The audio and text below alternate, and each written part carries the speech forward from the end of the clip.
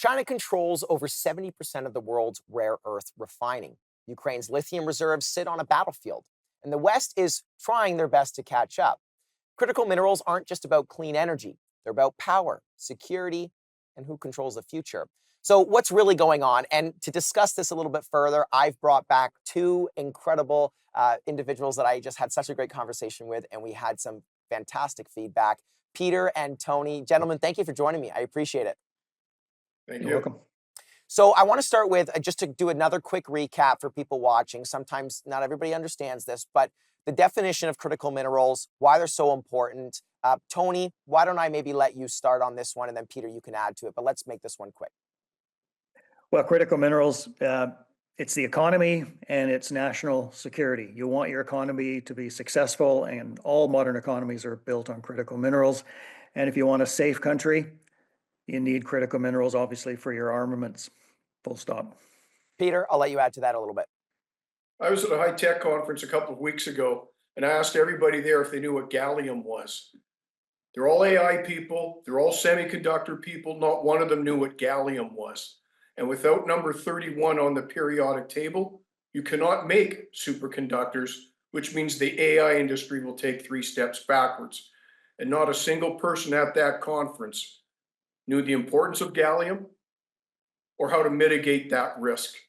So clearly, it's actually a major concern when it comes to AI. People don't actually understand the intricacies, or I guess the imperativeness of actually understanding what goes into creating this tech for AI. When we talk about artificial intelligence being a major player and just the evolution there being so quick, what does that mean for critical minerals? What are we seeing there? And Peter, I'm just curious to get your thoughts on that. What are the highest demand minerals out there for this?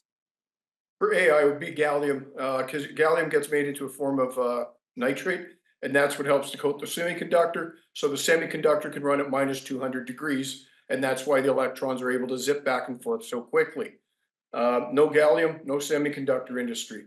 And Tony and I could sit here for days and name a metal, an application, and how the world will grind to a halt without it.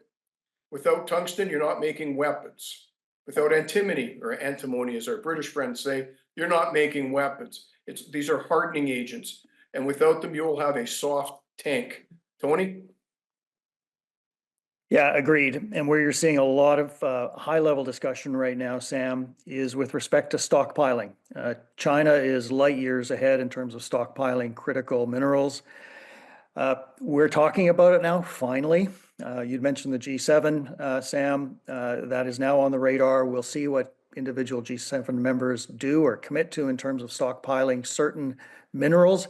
But the key for Canada is to be able to have those multilateral or bilateral agreements with other countries where we can, friendly countries, where we can access those critical minerals that frankly we don't have in Canada. Either we can't produce it or we don't have the ability to refine it and use it in terms of our manufacturing. And I like know we you talked guys. about last time, it's not like these minerals are sitting on the surface and we can just go pick them up.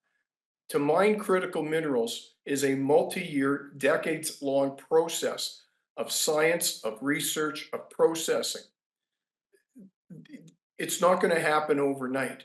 So cutting deals with other countries has to have a long-term perspective on long-term processing, on long-term access, and the ability then to repatriate those minerals back to Canada. But it's not happening overnight. Now, Peter, we're going to get into a little bit of the U.S.-Ukraine mineral deal that was announced a couple weeks ago, and recently I know that they're starting the bidding process. But again, that even takes just a couple weeks. It's at least 1 month right there. Then to do the RFP, it's another month, and then to actually make it happen is probably a year, 2 years, 3 years minimum. And then to actually see the effects of it is probably another couple of years, I can imagine as well. We've got about 30 seconds left here. Tony, what are some of the hottest news you're seeing around critical minerals in Canada? You follow this quite closely. What are you seeing? What are people talking about? Well, they're talking about things that are, I think, quite self-serving. There's a real push to make gold into a critical mineral, and gold has been excluded from almost all critical mineral lists of countries around the world. But the value of gold, as we all know, has gone through the roof in the last number of months.